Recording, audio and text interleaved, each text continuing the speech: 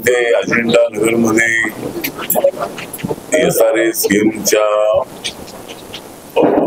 भूमिपूजनाच्या कार्यक्रमाच्या निमित्ताने आज आपण या ठिकाणी आलेलो आहोत. महाराष्ट्र सरकारने मुंबई पुणे ठाणे या ठिकाणी स्लम SRA स्कीम सुरू केलेली आहे आणि झोपडपट्टीत राहणाऱ्या गोरगरीब लोकांना पक्क घर देण्याची मागणी पहिल्यांदा मी माननीय शरद पवारांच्या मंत्रिमंडळात असताना मी केली होती आणि झोपडपट्टीत राहणाऱ्या माणसांना सगळी अडचण असायची. गुरुनगर आहे गुरुनगर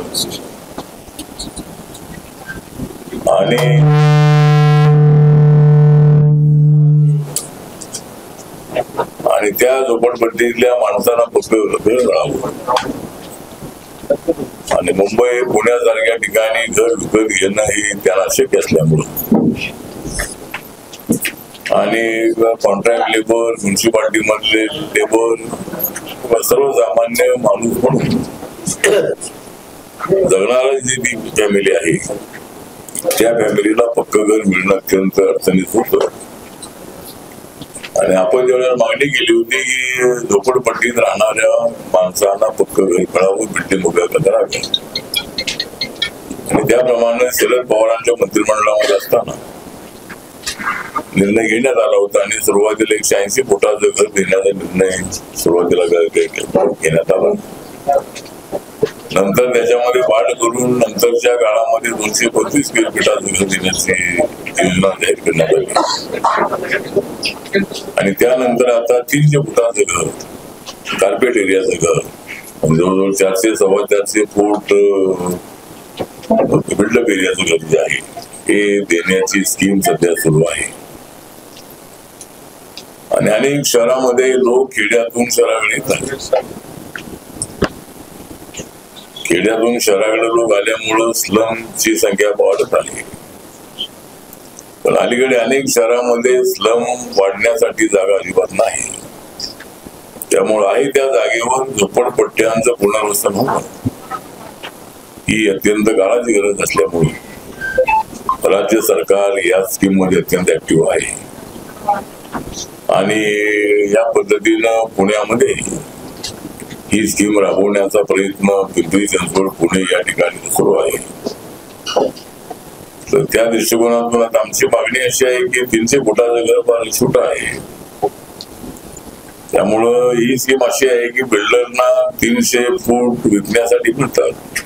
300 फूट घर जर या झोपडपट्टीतल्या व्यक्तीला दिलं तर 300 फूट घर विकण्याची परवानगी त्यांना आहे.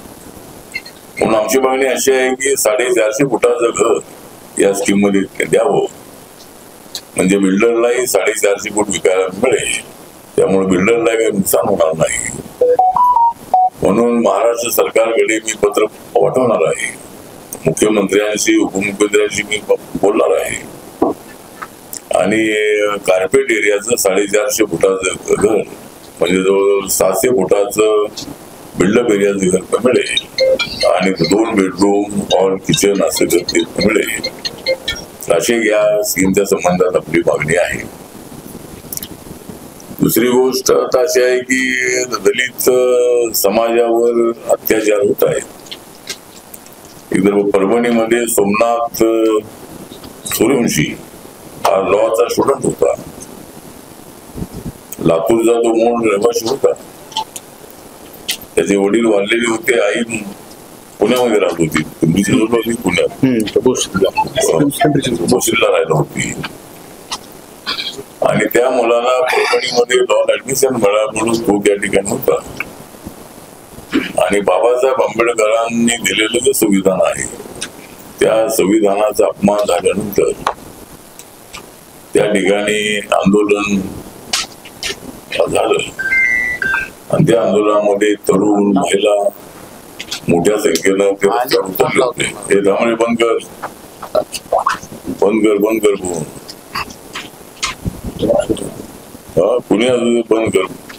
चालू.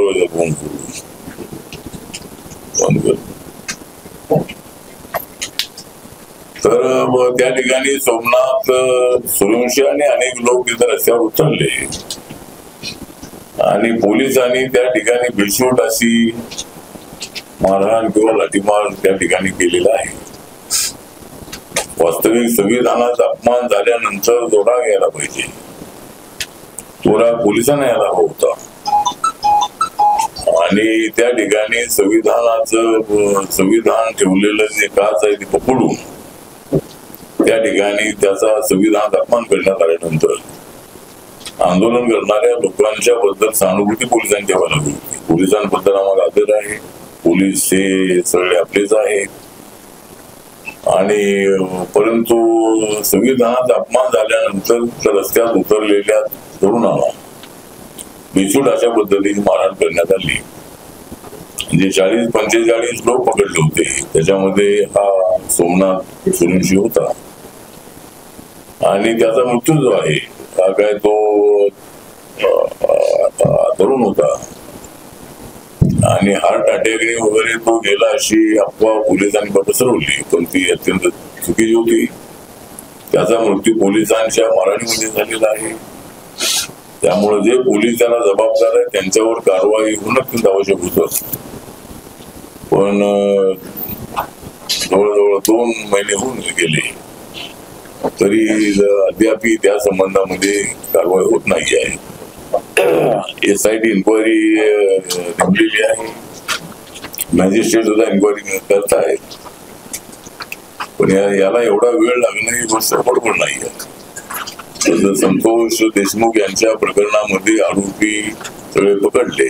आतापर्यंत साळुंके नावाचा एक आरोपी अजूनही पोलिसांना मिळत नाहीये. वास्तविक महाराष्ट्र पोलीस अत्यंत ऍक्टिव्ह असणारे पोलीस आहे आणि आपले CID डिपार्टमेंट अत्यंत ऍक्टिव्ह आहे. एखाद्या मर्डरचा गुन्हा एखादा नोंदला गेला तर त्याची गोष्ट माहिती नसतानाही 24 तासाच्या आतमध्ये त्याचा आरोपीला पकडलं जाते. एवढे आमचे महाराष्ट्र पोलीस अत्यंत ऍक्टिव्ह आहे.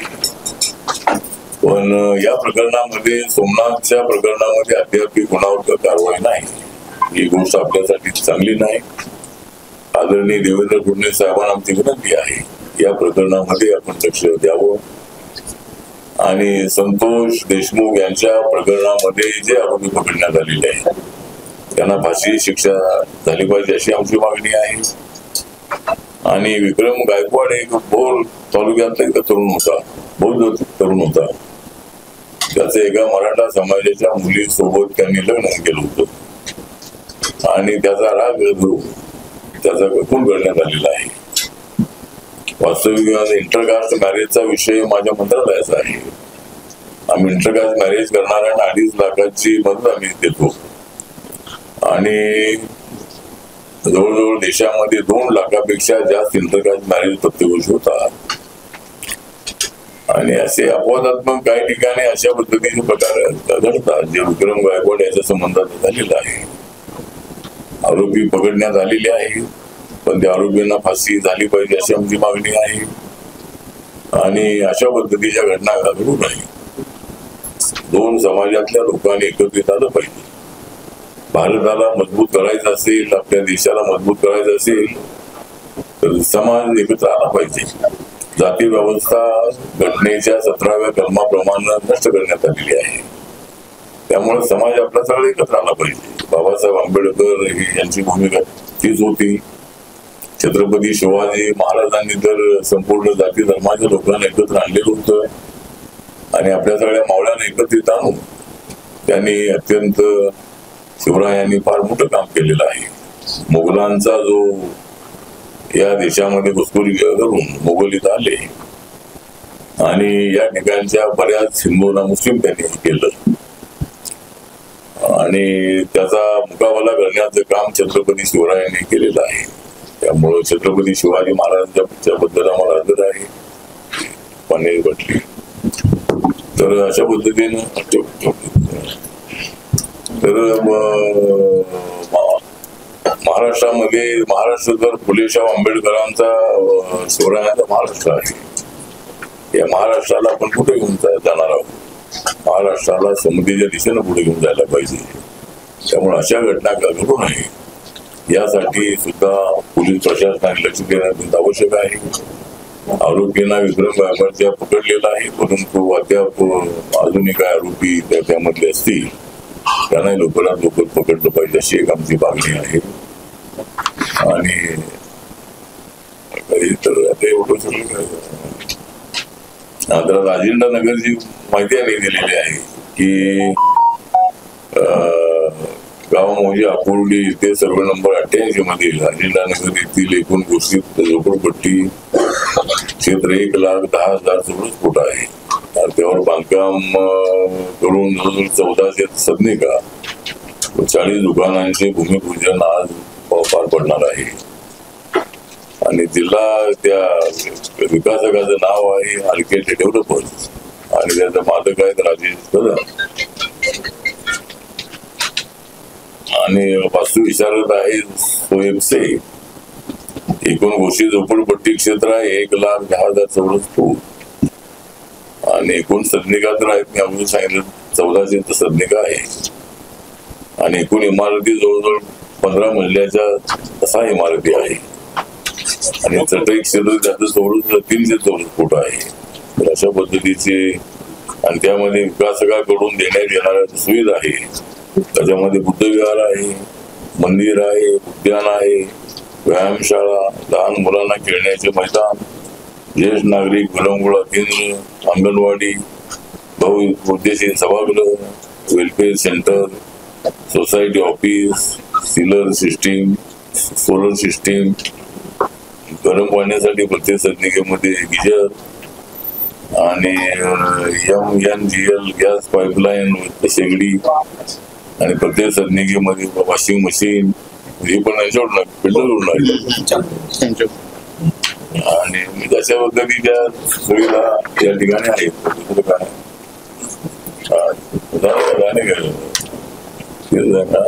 झालं का आता येणाऱ्या ज्या महानगरपालिकेच्या निवडणुका जिल्हा परिषदेच्या निवडणुका ज्या आहेत तर त्या निवडणुका या कदाचित आता मे महिन्यात तरी येण्याची शक्यता कमी आहे. सुप्रीम कोर्टामध्ये याचिका आहे आणि सुप्रीम कोर्टामध्ये त्याचा निकाल या एक गोष्टी उठा गेली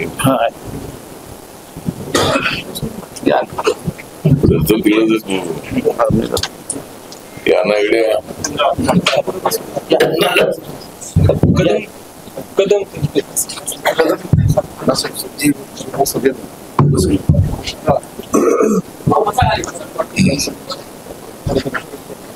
आमचे आमदार अण्णा मुनगोडे या ठिकाणी आलेले आहेत. राजू कदम आणि थोडं कार्यकर्ते आमको मागे जाऊन नको पत्र कोण आले राजेश कदम म्हणजे विकास कुठं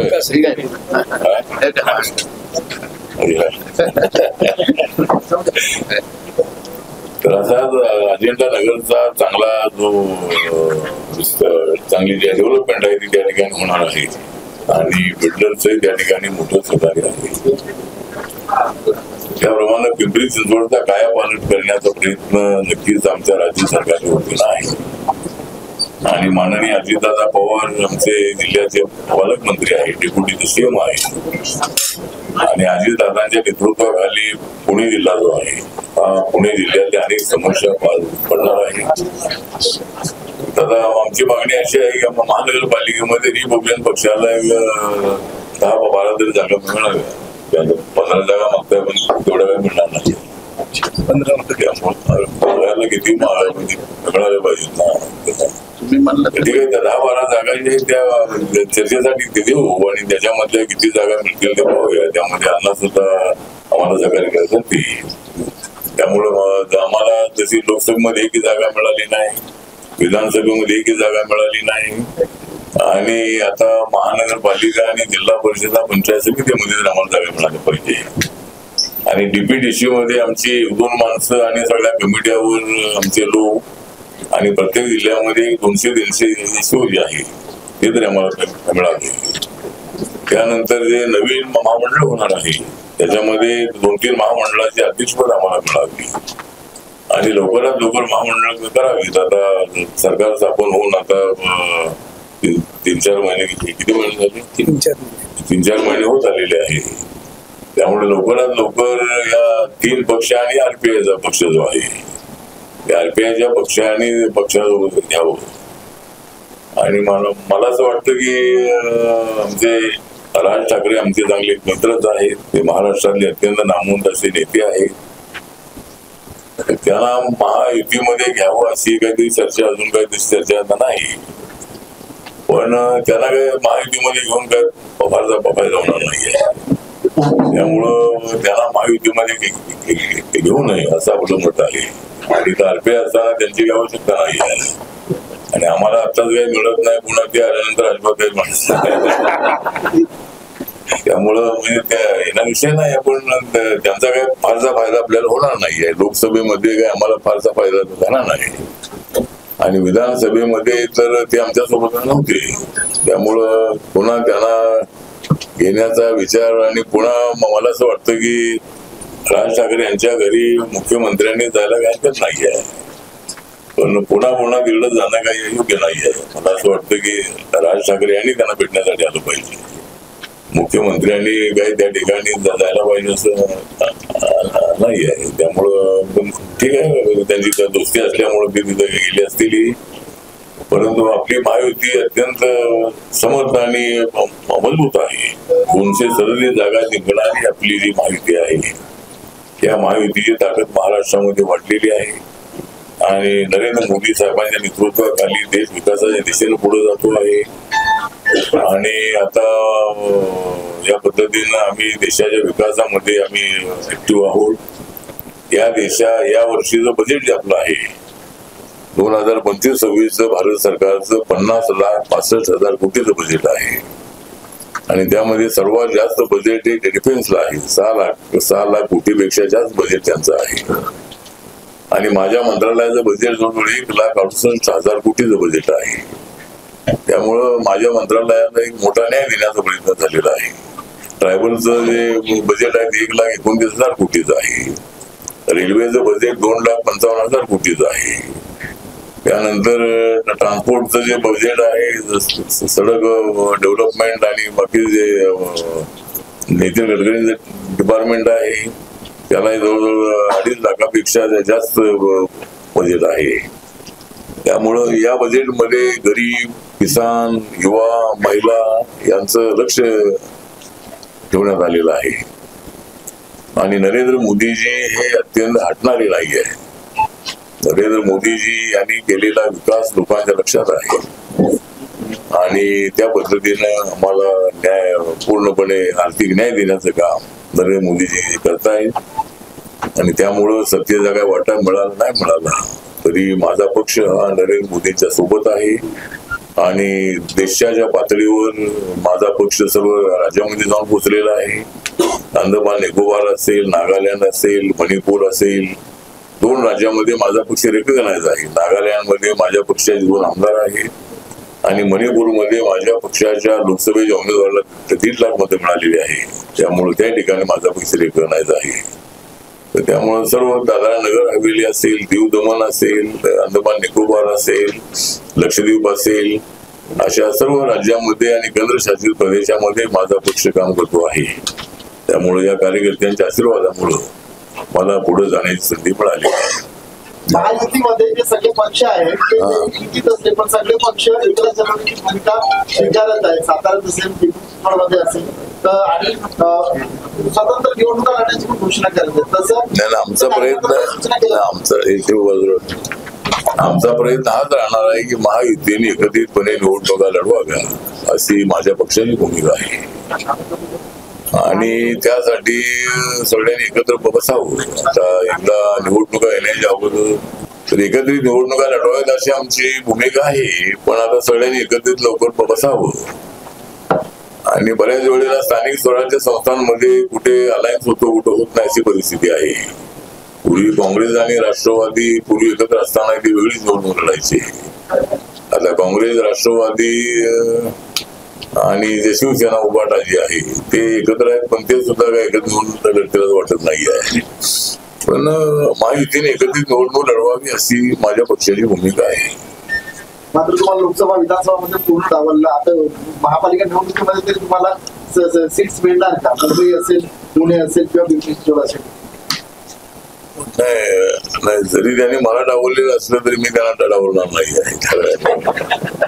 एक तर डावललं ठीक आहे, तर आम्हाला जागा थोड्या मिळायला हव्या होत्या. हे आमचा पक्ष आहे, आमचा छोटा पक्ष आहे, पण कार्यकर्त्यांची एक मोठी फळी असणारा माझा पक्ष आहे.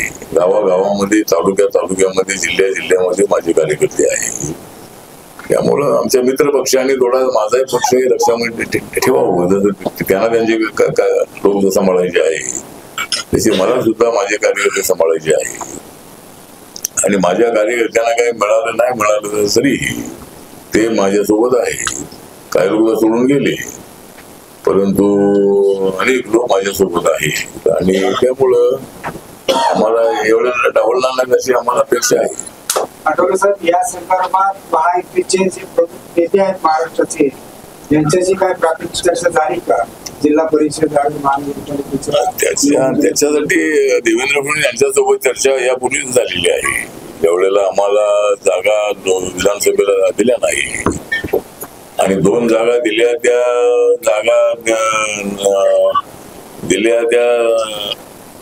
जागा त्यांची उमेदवारी, त्यांचा सिंबॉली त्यांचा अशा जागा होत्या. त्यामुळे RPIला मग त्या जागा तशा दिल्या नव्हत्या. पण यावेळेला मात्र नक्की आम्हाला जिल्हा परिषद महापालिकेला संधी देऊ असं आपल्याला सण दिलेलं आहे. त्यामुळं आता राष्ट्रवादी काँग्रेस, अजितदादांची आणि काँग्रेस पक्ष आहे, तर आता हे उभाट आहे ते एकत्रितपणे त्यांचं काय होणार आहे मला माहित नाही. पण देवेंद्र फडणवीस, एकनाथ शिंदे आणि अजितदादा पवार हे 3 अत्यंत कमी नेते आहे आणि आम्हाला जनतेने भरपूर पाठिंबा दिलेला आहे. संविधान बदलणार ही अफवा होत्याही लोकांच्या लक्षात आलेलं आहे. त्यानंतर एक तर आपल्या लाडक्या बहिणीला 1500 रुपये देण्याचे अनाउन्समेंट झाल्यानंतर आम्हाला लाडक्या बहिणींनी मोठ्या प्रमाणामध्ये मतदान केलेलं आहे. त्याचाही फायदा आम्हाला मिळालेला आहे. पण आमचे आदरणीय नरेंद्र महाराज यांचं स्टेटमेंट आलेलं आहे. ते म्हणतात की ते लाडक्या बहिणीमुळं एवढं यश मिळालं नाही, तर आम्ही सगळ्यांनी प्रचार केल्यामुळे एवढ्या जागा निवडून आलेल्या आहे. तर तुमच्या प्रचार केल्यामुळे जागा निवडून आलेल्या आहे, पण ज्या जागा निवडून आलेल्या आहेत त्या लाडक्या बहिणीमुळे निवडून आलेल्या आहेत. ज्या जागा निवडून आलेल्याचं कारण हे आहे की दलित मतदारांनी मोठ्या संख्येनं महायुतीला मतदान केलेलं आहे. त्यामुळं आम्हाला मोठ्या प्रमाणामध्ये यश मिळालेलं आहे. 237 जागा अपेक्षेपेक्षाही आम्हाला ज्या जागा मिळाल्या आणि त्याच्यामध्ये ईव्हीएम मशीन दोषी नाही, तर त्याला महाविकास आघाडी दोषी आहे. महाविकास आघाडी हवेमध्ये राहिली आणि आम्ही मात्र जमिनीवर राहिलो. त्यामुळं आम्हाला एवढं मोठं यश मिळालेलं आहे. दादा, लाडक्या बहिणींना जे पात्रतेचे निकष आहे ते अवघड करून त्यांना अपात्र करता येते, त्याच्याबद्दल आपण काय नाही, अपात्र करताना म्हणजे आता नियम जे काही बनवलेले त्या नियमामध्ये बसणाऱ्यांना ते 2100 रुपये मिळणार आहे. सुरुवातीला 1500 रुपये मिळत होते आणि 2100 रुपये म्हणजे जवळजवळ 12 दुनी 2400 आणि 2500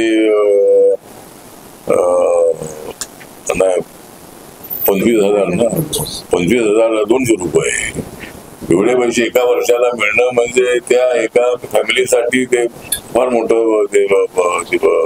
मदत आहे.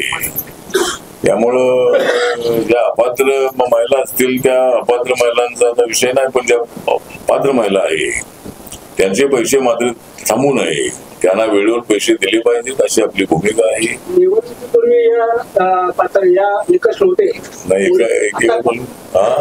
निवडणुकीपूर्वी एवढे निकष कडक नव्हते, आता का काय निवडणुकीपूर्वी लाडक्या बहिणींचे निकष आता का काढतायत? नाही नियम नाही आता का म्हणजे आता पैसे कमी आहेत म्हणून द्यायला पाहिजे हवे आहे. एका वेळेला आपण सांगता की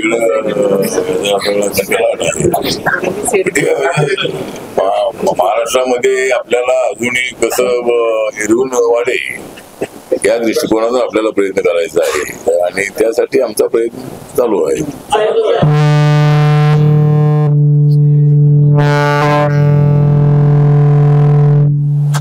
बोला. आंबेडकर जो विषय आहे नाही, आंबेडकर भवन जे पुण्यामध्ये आहे ते आंबेडकर भवन हे सध्या छोट्या जागेमध्ये आहे. त्याच्या मागे जवळजवळ 1.5-2 एकर जागा आहे आणि ती जागा मिळावी अशा पद्धतीची मागणी देवेंद्र फडणवीस असताना पण त्याच्याकडे केली होती. आणि तिथे पुण्यासारखं एक भव्य असं जे पुणे शहर अत्यंत महत्वाचं शहर आहे, त्यामुळे त्या ठिकाणी भव्य असं एक स्मारक उभं राहावं. जसं मुंबईमध्ये MMRDच्या माध्यमातून 12.5 एकर जागेवर ते मोठं स्मारक उभं राहतंय. बाबासाहेबांचा 350 फुटाचा पुतळा आणि 100 फुटाचं फाउंडेशन असा देशातला सर्वात 2 नंबरचा पुतळा वल्लभभाई पटेल यांच्या नंतर सर्वात उंच पुतळा बाबासाहेबांचा आहे आणि 1500-1600 कोटी रुपये खर्च करून त्या ठिकाणी ते स्मारक उभं राहतंय. तसं पुण्यामध्ये मोठं स्मारक व्हावं यासाठी आंदोलन चालू आहे. तर महाराष्ट्र सरकारने ती जागा आम्हाला द्यावी, ती जागा इतर कोणाला बिल्डरला किंवा कोणाला देऊ नये अशी आमची आग्रही मागणी आहे. आणि आम्ही महाराष्ट्र सरकारकडं आग्रही मागणी करतो की जरी काही तो निर्णय झाला असला तर बदलावा आणि ती जागा बाबासाहेबांच्या स्मारकासाठी द्यावी अशी आपली मागणी आहे. आज आपण त्या झोपडपट्टीच्या त्या झोपडपट्टीला आज त्या विरोध करण्याचा प्रयत्न केला. नाही, विरोध वगैरे काय नाही. मला त्या लोकांचे फोन आले होते. त्यांचं म्हणणं आहे की जे अपात्र लोक आहेत त्यांना पात्र केलं पाहिजे आणि मी अधिकाऱ्यांशी बोललेलो आहे. आणि जे अनेक वर्षांपासून मी अजिंठा नगर मध्ये पॅन्थरच्या काळापासून येतो, त्यामुळे नवीन झोपड्या अजिबात नाही, या सगळ्या जुन्या झोपड्या आहे. तर ते अपात्र जरी ते असल्या तरी त्यांना पात्र करू. सर्वांना घर देण्याच्या संबंधातल्या सूचना माझ्याही आहेत आणि बिल्डर सुद्धा इथं आलेले आहेत. अण्णा या ठिकाणी आहेत, अण्णा बनसोड इथं आहेत आणि सर्व प्रत्येकाला त्या ठिकाणी घर मिळेल अशा पद्धतीची आमची आग्रही मागणी आहे. आणि जे काही लोकांचा विरोध आहे यासाठी आम्हाला घर मिळावं आणि त्यांना घर मिळालंच पाहिजे ही आमची सूचना आहे. झालं काय आता तुम्ही थोडं विचारतो किती वेळ विचार बोलले साहेब पण आता पण बोला. म्हणजे नवीन एकाने एकच प्रश्न विचारा. नाही, अजिंठा नगरचा जो प्रोजेक्ट आहे त्या ठिकाणी 2 वेळा आपण हे केलेलं आहे. म्हणजे एकदा श्रेणीवाढ योजनेअंतर्गत विकास केला, त्याच्यानंतर महानगरपालिकेने एक विकास केला त्या आम्हाच्या नावानं आणि आम्हाला फक्त लेबर हे करायचे होते आणि महानगरपालिकेने सिमेंट स्टील वगैरे द्यायचं होतं. ते जे विकास झाला त्याच्यामध्ये हे ज्या बाकीच्या खाली गोष्टी दिल्यात ना, पुत्रविहार अमुक तमुक तमुक, ते त्या काळामध्ये होतं का नाही. मग त्याच्यामध्ये आता बिल्डरला ती जागा देऊन पुन्हा अधिकच काम त्यांना जर देत असेल किंवा जमीन जास्त देत असाल त्याच्यात बिल्डरचा जास्त फायदा आहे, झोपडपट्टीवासियांचा नाही. की जे बाहेरचे पोरं बोलतात ना, बाहेर तेच मानतात की याच्यामध्ये बिल्डर आणि काही कार्यकर्ते यांचा फायदा आहे. काही लोकांनी तर एक पूर्ण बिल्डिंग विकून टाकलेली आहे, त्याच्यावर 3-4 लोकांवर केसेस पण झाल्या होत्या. नाही, जर बिल्डरने काही लोकांनी बिल्डिंग विकली असेल तर ते विकणाऱ्यांना आपण विकून टाकू आपण. ठीक आहे ना, आपण म्हणताय त्याच्यामध्ये बिल्डरचा फायदा आहे. म्हणजे बिल्डरचा फायदा असल्याने कुठला बिल्डर येणार नाही. कोणावर अन्याय होऊ नये, प्रत्येक झोपडीवाल्याला ती जागा मिळावी, घर मिळावं. आणि ज्या सुविधा सांगितलेल्या आहेत आता पूर्वी ती स्कीम नव्हती, आपण सांगता येते. त्या पूर्वीच्या ह्याच्यात सुविधा होत्या त्या, मी नगरसेवक होतो तेव्हा आणि त्यावेळी त्या सुविधा होत्या, त्या जागा यांना आता बिल्डरला दिली. पत्रकारांना प्रश्न विचारताय का कार्यकर्ता? नाही, पत्रकार म्हणून विचारतो आणि कार्यकर्ता असलो तरी काय फरक पडत नाही. कार्यकर्ता कार्यकर्ता आणि पत्रकार, कार्यकर्ता मग विकासाच्या विषयावर तुम्ही तर कार्यकर्ते पण ठीक आहे, तुमचं जे म्हणणं आहे ते या सुविधा मिळतात त्यात चांगली गोष्ट नाही का? नाही आता या याची सुविधा चौकशी देत आहे. झाली पाहिजे. आता जे गरीब लोक बाहेर काढून त्या ठिकाणी घर विकलेले, हा? जे गरीब लोक आहेत ना तिथं, त्यांना हाकलून लावले. मी आमदार साहेबाला पण ते बोललो होतो. आणि असं असेल तर आपण सांगू जर पोलीस आता कंप्लेंट व्हायला पाहिजे. आता अन्याय झाला असेल तर आपण त्यामध्ये लक्ष घालू आणि जरी त्यांना हाकललंय म्हणण्यापेक्षा नवीन घरं बांधायची असतील त्यांना भाडं दिलं पाहिजे आणि नंतर त्यांना घर मिळालंच पाहिजे. यासाठी मी सगळ्यांची मी अधिकाऱ्यांशी बोललेलो आहे आणि सर्वांना घरं मिळतील असं त्यांनी सांगितलेलं आहे.